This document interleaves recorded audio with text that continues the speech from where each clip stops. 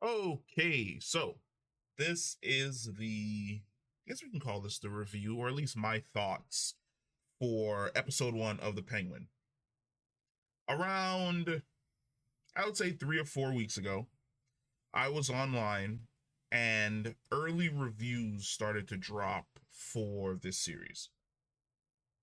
And I kind of found that strange because I knew that there were going to be a bunch of big time YouTubers and influencers that were going to be able to watch it a week in advance. I was not aware of them allowing people to watch it 4 weeks in advance. And a lot of the reviews basically said the same thing. A lot of those early reviews said the same thing. It's not that good. It doesn't really connect with the Batman. Matt Reeves is the Batman that well. There's no Robert Pattinson. I wanted more Batman. And I was like, oh no, this might have been a misstep. Because remember, before this series was even created, Matt Reeves had talked about exploring Gotham from different viewpoints. Penguin was going to have his own series. There was going to be a series with the Gotham Police Department, and then there was supposed to be one more series set in Gotham, if not following another criminal, then following like another hero. And I was like, oh no, if this thing flops, then any of the other projects, and I think that the Gotham PD project is no longer going forward. We'll check that later. But I was like, that does not bode well for the Batman universe that Matt Reeves is essentially attempting to create. I am happy to say it was a good thing I didn't listen to any of those negative reviews. It's a good thing that I had completely forgotten about them and I had went into this show with open eyes, because this show surprised me, especially episode one.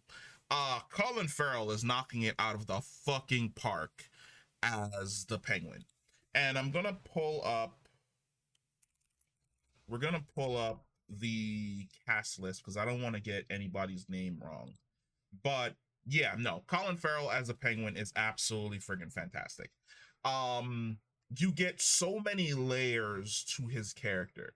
It really does feel as though you're watching The Sopranos and you're dealing with Tony Soprano, where in regards to Tony Soprano, he was the big boss, but one of the things that was always lurking in the background is the fact that he had this anxiety and he could have panic attacks, and he tried hiding and masking that fact from the rest of his crew because he had to essentially portray this image of the Italian mafioso tough guy. You get that exact same thing with the Penguin, but in an opposite direction. And what I mean by that is where Tony Soprano is hiding his social anxiety and his panic attacks from his crew, the Penguin is very much putting on a persona. Everyone gets a persona except for Victor. Victor is the only one in episode one who gets to see the real Cobblepot.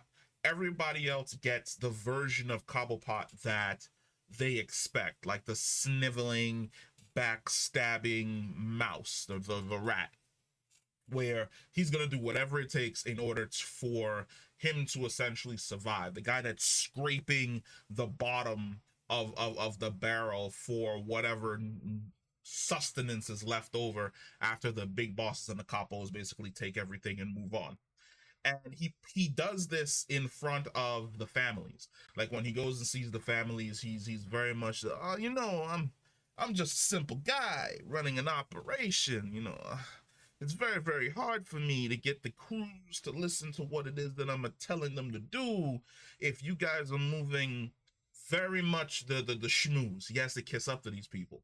When he's with Sophia Falcone, you kind of see him attempt to do that exact same thing, but she's one of the few people in the show that sees him for who he really is. She knows that what he's doing, he's essentially putting on an act. And it reminded me of the deleted scene from Game of Thrones between Tywin Lannister and Grandmaster Pycelle, where Tywin turns to Pycelle and he's like, "Don't you ever get exhausted? Isn't it tiring?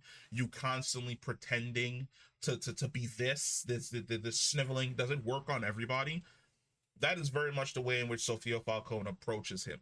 And Kristen I don't want to butcher the last name. It's Kristen, and I'm gonna say it's Milioti. I'm gonna say it's Milioti. Fantastic as Sophia Falcone. Very much the demure princess of the underworld, but at the exact same time, you see the insanity of Arkham in her eyes. I fucking love that. I love that right behind the surface at any point in time is madness due to the fact that she was locked away in Arkham with people like the Joker and the Riddler up until like a week ago. Clancy Brown and Salvatore Maroni, yes, completely works for me. Anytime I see Clancy Brown and I hear his voice, I'm fucking happy that he's still getting work. Then we've got Reynes Feliz as Victor. Standout.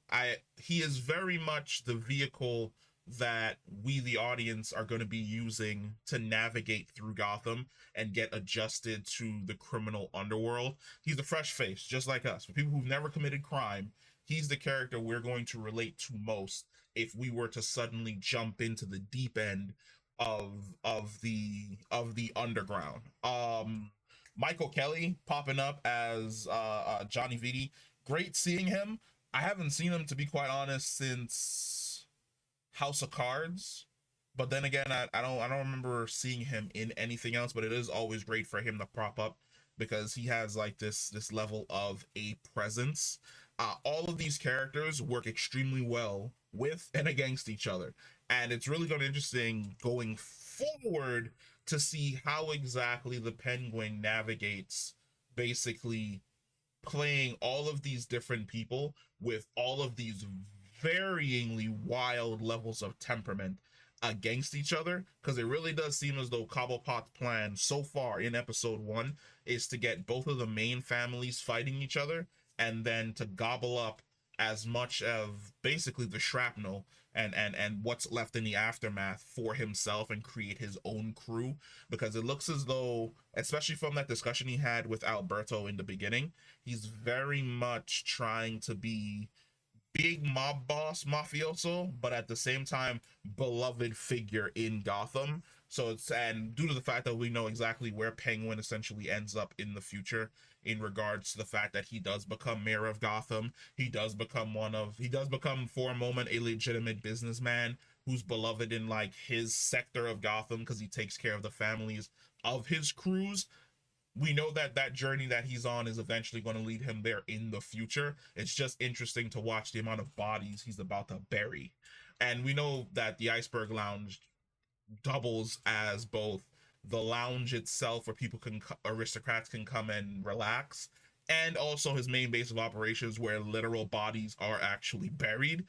It's going to be cool watching his journey from sniveling low tier, not even low tier, middle management guy to being like the big boss with the umbrella, with the gun and all, and the monocle and all that type of stuff. I know that early on in the series that his name is